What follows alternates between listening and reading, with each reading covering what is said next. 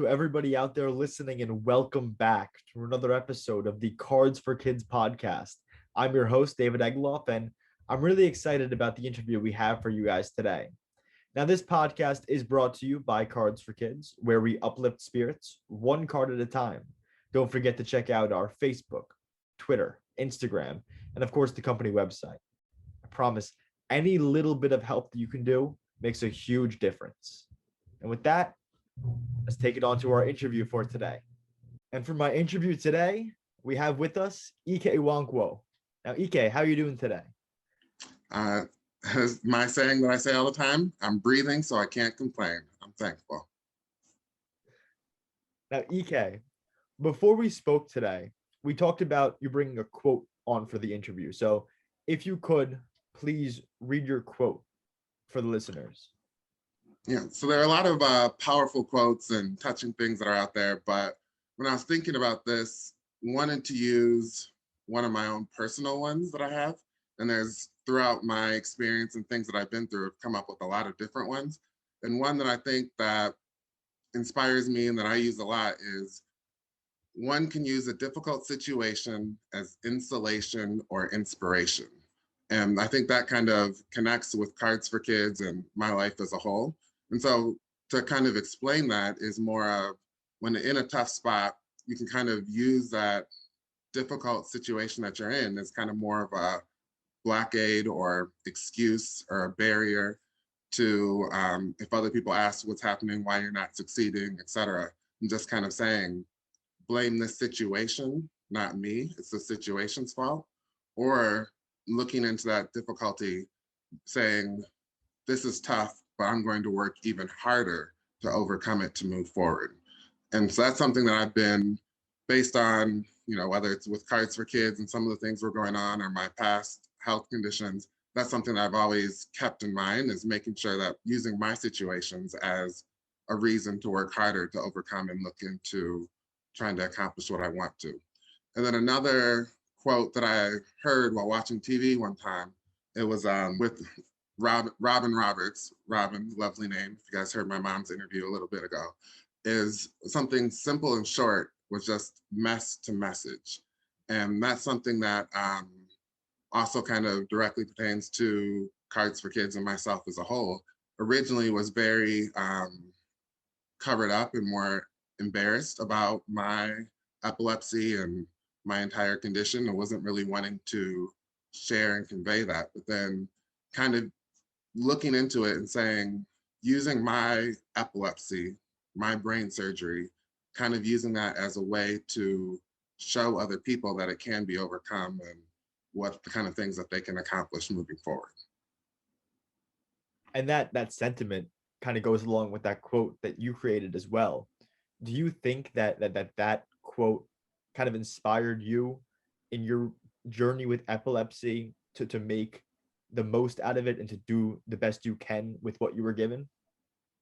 Yeah, I think those two quotes there, like, both are combined, do definitely inspire me and have led me down the road that I'm at right now with all the different things that are going on. So with the day-to-day stuff that I'm doing with work and my, you can't really say 9 to 5, but more of a 8 to 5 job, like with different stuff that are coming on, it's making sure that I'm using that as inspiration to work harder with different things that are coming up. And then Cards for Kids, as we're getting more cards in, needing new languages, difficulties, but it's like, you know what, if I can beat some of these other things, I can overcome some of these current hurdles or barriers. Let's work harder and continue to push through.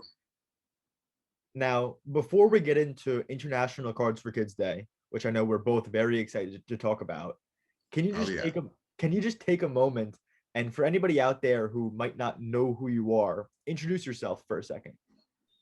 Okay, so I think giving it more of a high-level background of myself and overview of Cards for Kids as a whole. Ike Nwankwo is my name. I'm the president and founder of Cards for Kids. So it's been, volunteering with children, pediatric patients, ever since I was in 8th grade.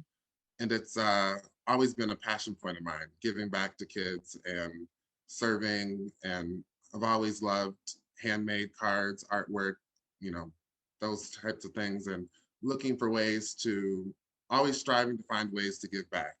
And it's always been something that I've done on the side. In addition to growing up, it was schoolwork and, you know, always volunteering on the side of my 9 to 5.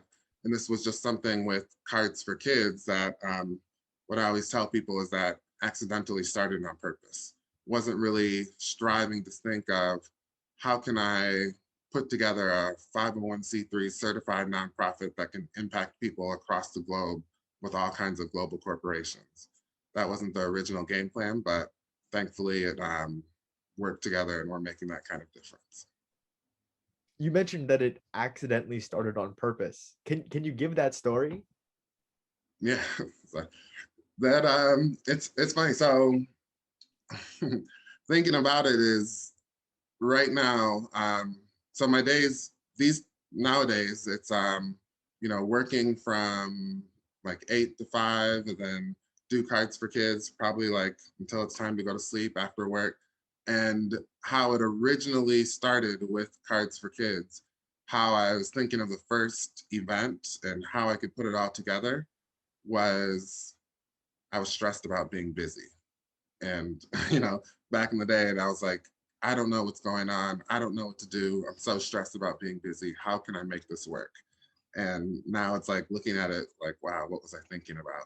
But it was originally was vice president of this young adults chapter. And we were having a conference here in Chicago. We were trying to think of, you know, what are some volunteer activities that these young adults could do here in Chicago to give back to the community. And so since I was the only one living in Chicago, I was in charge of planning out getting a volunteer activity that all of these young adults could do. And at that same point in time, I was also volunteering at the Children's Hospital. That's, you know, what I've always been doing. And then I was also leading Children's Church. At that was going on similar around that same time, I was like interviewing for a new job and then also getting ready to start my evening MBA program. And was looking into different community service projects that we could do. And I was reaching out to hospitals, could we go there and doing things? And they were like, no, you know, it's too large, you can't do this. And then I was just so stressed and I was like, gosh, there's so much going on. I wish I could just put this all together. And then I thought about it and I was like, what if I just put this all together? And so then I was like, okay, I'll have the young adults work with the kids from my church to make cards and I'll deliver them during my next volunteer shift. And we can see if that works. So I asked the hospital, they said yes. Asked the church, they said yes. Asked the young, and I was like, okay. Someone thought of the name, we're like, okay, yeah, we can do it. We'll have Cards for Kids at church, everyone will do it. And everyone loved it. The kids at the hospital loved it, kids loved it. And I was like, okay, maybe I'll do this every now and then. I was doing it with church and they liked it, but then they got slow. So then I took it to work. The job that I was stressed about interviewing for, I got it, took it to work. They started liking it. People were sneaking down from other floors to participate. And I was like, you don't need to sneak down from our sister companies. We'll take it up there. Like, that's fine. And then I like started doing it at school and there was other people who were like joining in and spreading around campus. And I was like, okay, this is growing. And then it was just expanding rapidly, more rapidly than I thought. And I was originally just like reaching out to all kinds of hospitals as we were growing. Actually, it was in school, it was expanded past where I could no longer do it just at the hospital that I was at after my volunteer shifts. Because how it would work is I would do my normal volunteer shift, and then after the volunteer shift, would walk around and deliver all the cards that were made. But it got meant to be too big for that, too many. So then I reached out, was trying to figure out a way where we could deliver more cards. And during one of my classes, we had to talk about how we use technology in the workplace. Two of my coworkers worked two of my classmates worked at hospitals. So those were our first two hospitals that we partnered with. And then it just started growing. reached out to hospitals in a city where all of my family members worked in, just trying to see when we expanded past Chicago. And then now you can just look back and laugh at those days because we're in all 50 states plus DC. We didn't forget about you guys, and a partnership all around the world as well, at least each continent. It sounds like from the start, it just shot up. And what I found with Cards for Kids is anybody who hears about it, it's infectious. Everybody needs to get involved. Was there a moment for you along the way where you noticed, wow, this is gonna work? Like, this is it. This is doing it. Yeah, it was. I think it was. It's for me. It was just like how things were happening. How they were all like, you can say like perfectly happening. It got to be like, I don't know. This is a little bit too smooth. Like there was 501c3 paperwork. So there was like to become a certified nonprofit and to be able to partner with like some of the larger corporations and individuals, like that IRS status, it was a lot more work.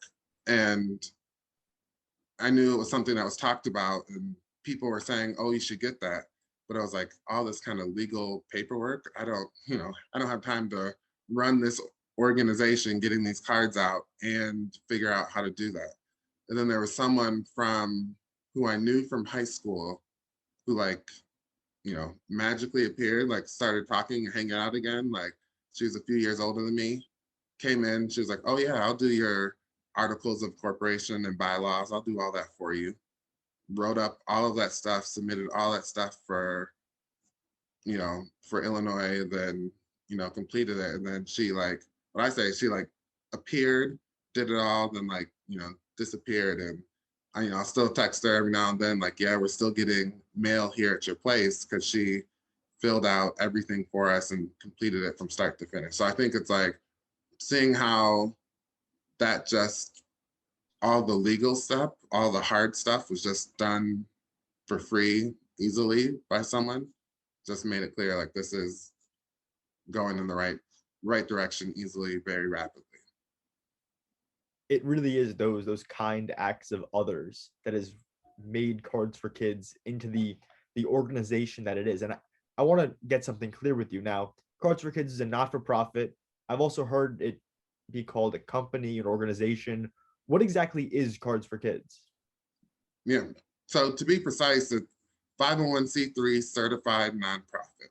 And so what I always try to highlight is that last word in there, nonprofit, because it's something where when you hear the word company and you think of that, you think of employees and, CEO and all those kinds of high titles and people being paid. But when you think of nonprofit, you're thinking of more volunteers and donations. And that's what Cards for Kids is all about. We're 100% volunteer based and strictly relying on donations. So it is something where there are like probably 4 or 5 people who are steady volunteers here in Chicago who come in and volunteer to help count, sort, and proof the cards and help get all those cards shipped all around the world. So if you're following us on social media, you'll see posts going and you'll see posts about like the thousands of cards that are being shipped. That's all based on a volunteer basis, people volunteering. So it's all through our volunteers through this nonprofit that we're able to reach people all across the globe. Ike, I have to ask you, I've heard from other people that there are a lot of cards in your apartment. If you had to give an estimate, how many cards do you think that you have in your apartment right now? I'm looking right now to analyze. So part of it is I just met with one of our top volunteers and did an exchange, picked up some cards. So I just added another probably 600 cards now. And then I'd say probably around like 10,000. And that's the reason some of them are here and will be here for a while is they're seasonal cards. And so for those kinds of cards that we have to hold on until the next season. So we probably have another, 5,000 plus like holiday cards, Christmas, Hanukkah, those kinds of cards that just overwhelm here. So those are in storage. But then, so we have seasonal cards, and then we have cards that are like fuzzy material, like have like pipe cleaner or fuzz balls, like stuff that is, we have to think we're serving kids with weakened immune systems in hospitals. That's one of the main places we're sending cards to. So we can't send those kinds of stuff that easily transmit germs to just anywhere. So those cards we have to set aside and wait till we're sending them to special places. So have a big stack of those cards that's sitting right here in the living room. They're giving me the evil eye and I'm returning the favor. So we don't like each other that much, but we're getting used to each other. Then there's some that I always like to have some on hand. So when, Beth, when she comes on Mondays, there's enough for her to sort through. So it is a big thing is trying to make sure we have enough cards consistently. So like, have some hospitals or nonprofits who ask for cards in Braille or Somali, Spanish, different kinds of language cards. Always, the big set of dresser or cabinets over there that are like set in different languages and filters and files, et cetera, so that when some of the volunteers who are doing the packaging can easily flip through and get the different languages and messaging that's needed. To me, the fact that you're getting that many cards sent into you, it's like, to me, every one of those cards is just a smile on a child's face in the hospital. And I can't even imagine the feeling that they must get when they open up the package and see all the cards that people around the world made specifically for them. Can you speak in your own experience to how that feels? I know you were once in the hospital and you received cards like this too. Can you speak to how that felt to you? Yeah. First to touch on it is, you said the child smiling. We can say, look, we have, don't have the file open right now, but could say precisely like how many cards we've sent out and how many people we've reached, et cetera, how many packages have been shipped.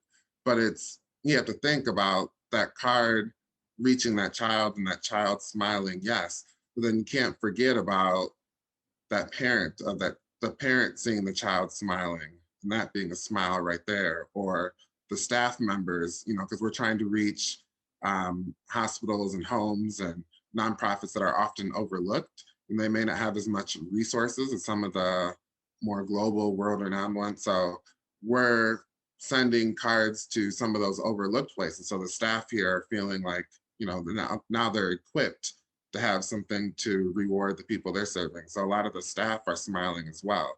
So that one card may be making 3 people smile, which is something that's even more impressive right there. And from my own perspective, thinking about like what it was like on my behalf, like I think of one thing, when we're partnering with new places, new locations, I have an email to respond to after this, is it's essential with our thing, every card counts.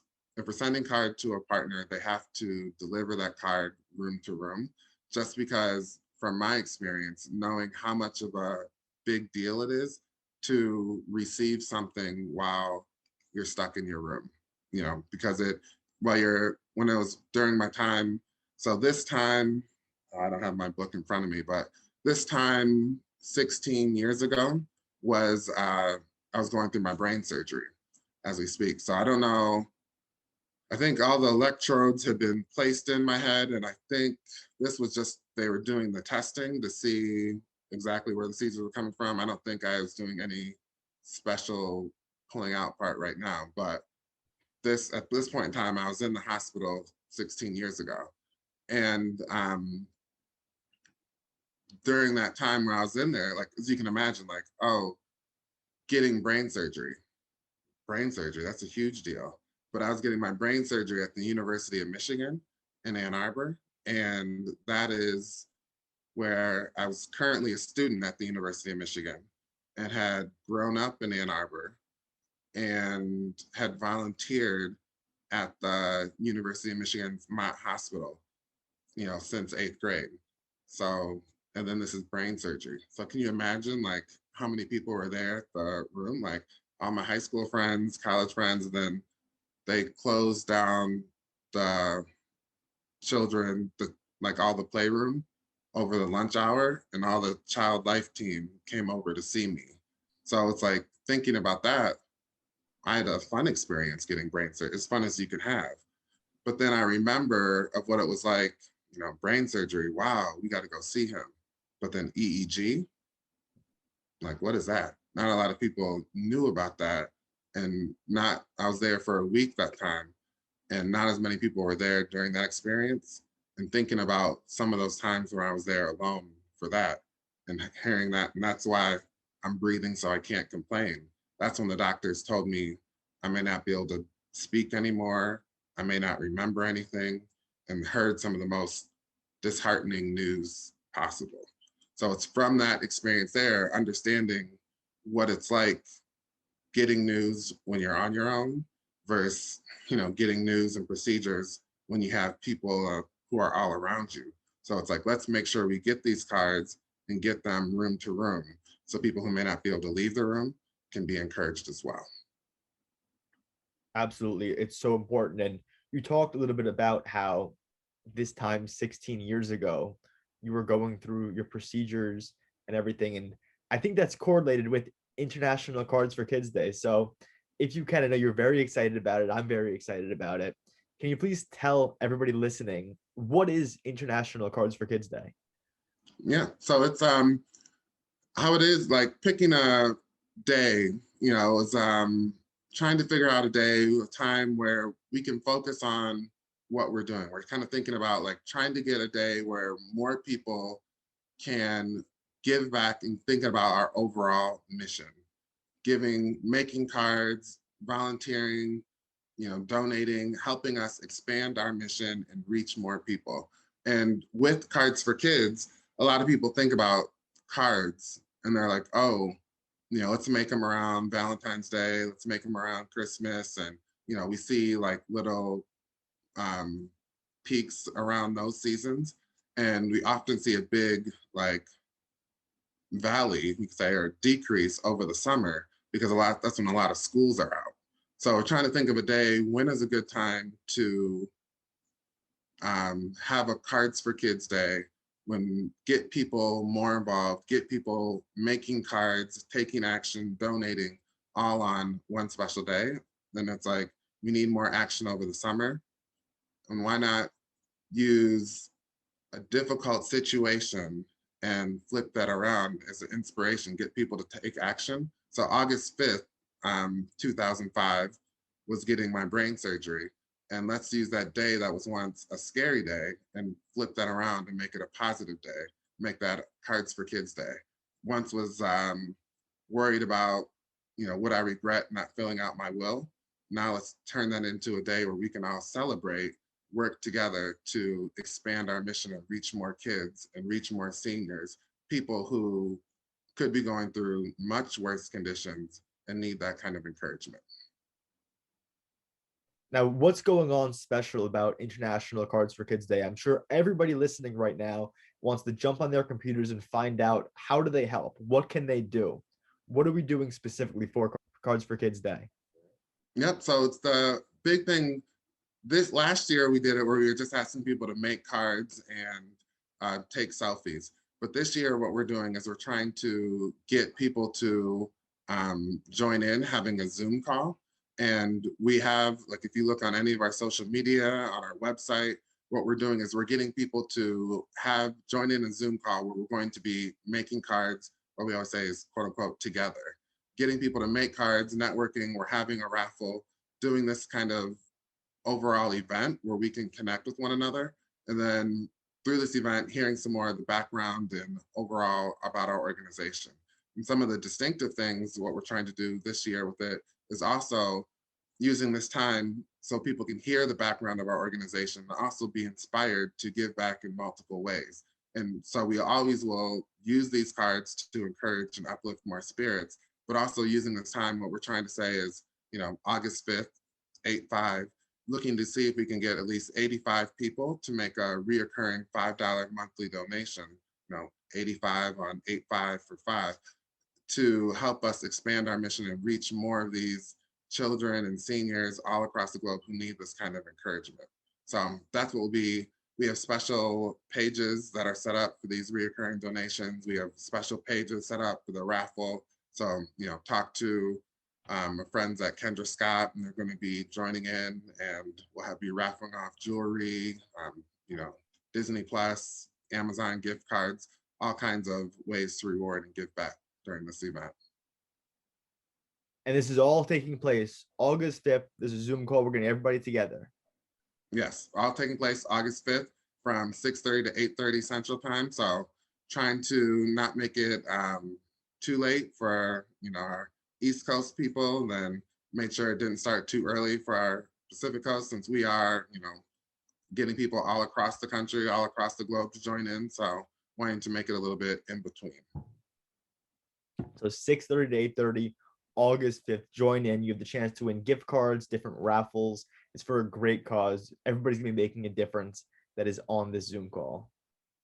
That's for sure. That's for sure. And they're talked to, have heard from a few different parents who we've connected with through Instagram and different messages. They're worried about the timing, if it will still be too late for their kids, putting their kids to bed. So you may hear from some parents who may attend and hearing some direct stories about how the cards have helped them with their families. And so there will be a lot of our consistent artists who've been making cards in a variety of languages who will be joining in as well. So we'll try to do it where we get everyone together, talking about it, sharing the stories, how we're using the money, how we're reaching out, talking about some of the entertainment systems, the iPads, room-to-room service, but then also doing a little bit of breaking into rooms, because with Cardz for Kidz, we'll never forget about getting these more cards to more people, and it's we'll definitely keep you guys updated, because during one of the recent phone calls we had, not going to jinx myself and put too much out there, but I had a recent phone call where someone was saying they could connect me to someone on the corporate level of one of the largest nonprofits out there. So we may need thousands and thousands of more cards. So we'll definitely keep everyone updated on that basis. That's amazing. And I know those testimonials, those stories from people firsthand, that's what gets me the most. It really just brings out the emotion, because you can feel it in their words. It is. I think it's hearing from some of these parents. It's the big thing is, like, there were some videos and hearing from parents directly where it's we have like a video that's up on our great nonprofits, where it was a mother who was talking about how she was going to keep that card for the rest of her child's life. And what we always trying to remind people and highlight is that these don't simply refer to them as cards, but refer to them as artwork, since we've seen like a lot of posts and videos where like parents and children like using those to decorate their rooms, and not just like the hospital rooms, but taking those home and decorating their bedrooms with the cards that they're receiving. And I've heard multiple stories of with us, us adults, when you're leaving the house, you go, grab phone, keys, wallet. All right, got them, let's go. And for them, it's the parents would do the phone, keys, wallet on their way to the doctor's appointment, and the child would go grab their cards and take their cards with them to every doctor's appointment, because that was, something that made them feel comfortable going to the doctors. And so that's thinking about it there, how valuable and how long lasting these cards are. Another reason we ask everyone to make sure they're making these cards with the card stock, something that's going to last a little bit longer, because you will have kids taking them to follow up doctor's appointments, kids and seniors using them to decorate them on the wall. One of our top volunteers, she was talking about how her grandma still has one of the top cards that she received hanging on her refrigerator. I don't know how many months it's been, but she will still brag. She'll brag to her granddaughter about how quality that card is, and how it's up on her refrigerator and someone spent a lot of time on it. So just people keeping in mind, what I try to do when I go, if I attend an event or I'm a part of it, a lot of people will talk about how much fun it is to make cards and how much they enjoyed it, but try to remind people like, that's okay, but just make sure you remember that you're making a big difference too. Make sure you pat yourself on the back for that. You didn't just go to the beach, you didn't just go play a video game, whatever. You actually took the time to make a difference in somebody's life, and that's a big deal. There are so many people out there who have dedicated so much of their time to this great cause, and they've made such a big difference in so many different people's lives. To close out the interview, I want to take a step back, and I just want to offer you, EK, the opportunity to speak to these people out there who have dedicated their time, their resources to support this mission that you created and you fostered with Cards for Kids. I want you to just take a second and speak to them one on one, just about how much it means to you. Okay, so I want to start off in saying like I don't I don't think people fully understand, or have an idea. Like this is, I mentioned it here, something I accidentally started on purpose. Didn't really have an idea or have a know fully when it first started that this would be something where I would be, this organization would grow to the point where we would be able to reach Ronald McDonald houses in Australia, in Hong Kong, in Brazil, all around the world. And it's, thinking that was something where it would just be locations, small locations all around the neighborhood. But now this is a 501c3 certified nonprofit partnering with a lot of the largest global corporations, reaching people who need all types of encouragement. And for this, like a lot of times, I mentioned a little bit earlier, is people who are making cards often think about how much fun it is, but when to say thank you for the people who are making those cards and just remembering that not only making cards, but you're also making a difference. And then want to take a step further and take a special thank you to those people who are doing even more. Because a lot of times, like you'll see people are thinking like, oh, I'm making cards. I sent my cards, they arrived last week. Like, why am I not seeing it on social media? We got a lot of people who are reaching out like that. But thanking those behind the scenes volunteers, people who just met one last week. She met me at our unit and picked up hundreds of cards and counts them on her own and counts them, sends pictures and ships them in. And it's something where she does completely behind the scenes, no pats on the back, anything. Has done it hundreds of hours. These volunteers, I don't know if people realize, but it's no one is getting paid for this work. People are a lot of times reaching out saying, what's going on here? Where are my cards? What's taking place? But understanding that everyone who's been counting and prepping and helping ship these cards all are working full time with families, with other things going on, but yet have that kind of dedication and passion to help us expand and reach what I was listing out before, locations all around the world. And so we're right now working to make more partnerships with other organizations who will help us get more volunteers and help us grow. So thank you for the volunteers, asking for other people who are making cards. Thank you to the people who have been patient as we were going through some hiccups with Q4, as we had, some of the different COVID impacting us with the way we were able to gather and get volunteers. You know, things are a little bit more smooth now and plan to continue to pick up and move forward. So let's continue to work together to make a difference. And hopefully during this event that we have coming up, we'll be able to raise some of the funds and help us turn the corner and grow and be able to reach more people who deserve to smile. And with those cards, we'll be able to make them smile. Getting cards and rewarding them with these entertainment systems, iPads, and other things to help them take their minds off that current condition and some of the things that they may have heard by doctors or staff or other things that may be disheartening. Thank you so much, Ike, for taking the time out of your day to come do the interview with me today. Before we close out, I know that you mentioned this to me before the interview that you had a surprise question for me at the end. So please, Ike, I have no idea what is coming for me right now, but please ask away.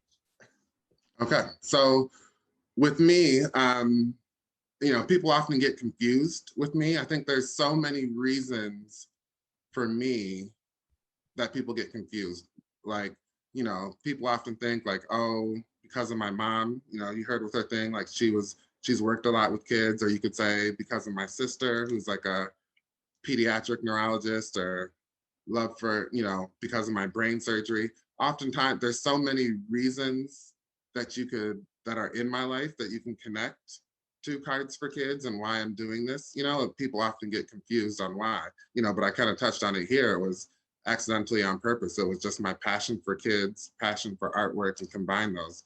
Didn't have anything really to connect. So my question for you is, why?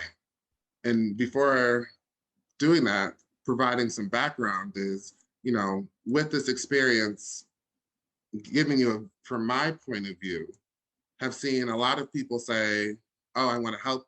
Everyone who hears about Cards for Kids, what kind of person do you have to be to not think this is something great and good to do?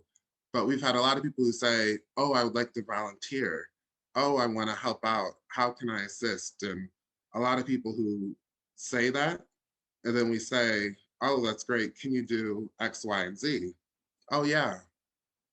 Then they disappear and they don't follow through, or they don't do whatever, But with you, we brought it up, talked about it, and you put together this podcast, and you've taken the lead for it, and you've been following through and doing a great job and doing more than even expected.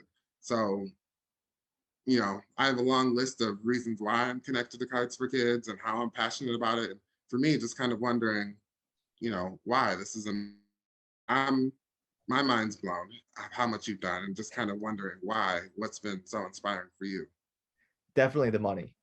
The money makes it all worth it. I'm just kidding. What immediately crossed my mind as soon as I saw Cards for Kids, I believe it was on LinkedIn, was my history. I, as a child, had a rare bone condition that caused me to be in the hospital for weeks. Doctors were unsure what it was. I had to go through a lot of different treatments. I had surgeries, and I am perfectly fine today, and I'm grateful for that. But it was definitely a very traumatic moment in my life, and I had a lot of people around me, these doctors, nurses, family members, that were there for me. They were there for me to take my mind off of it, to make my stay the best it could be. Not everybody is as blessed as I am to have the people around me that I did. So I want to make sure that I pass it forward, that I take what those nurses and doctors and family members did for me and do it for those people who don't have those people to do it for them. I want to take responsibility and action, knowing my history and knowing if I didn't have those things, how much more difficult it would have been. So Cards for Kids really spoke to me. I'm happy to do every ounce of work I do for Cards for Kids because I know that it's making a difference in somebody's life. And I think that is amazing. And from my perspective, what I've seen, there's so many people who, have those kinds of conditions or have had something difficult happen, overcome it, and move on and move past it, or more forget about it, and don't necessarily come back and give back like you are. So thank you very much for, giving back and making the difference that you are. That's greatly appreciated. Ike, thank you for giving us all out here, all us volunteers, card makers, card counters, the opportunity to do this.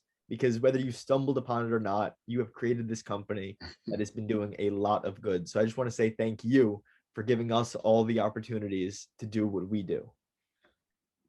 No problem. Thank you guys. It's been a pleasure. Let's keep the cards coming. Let's get some of these donations rolling, and let's make an even bigger difference, reach even more people. And with that, this episode of the Cards for Kids podcast has come to an end.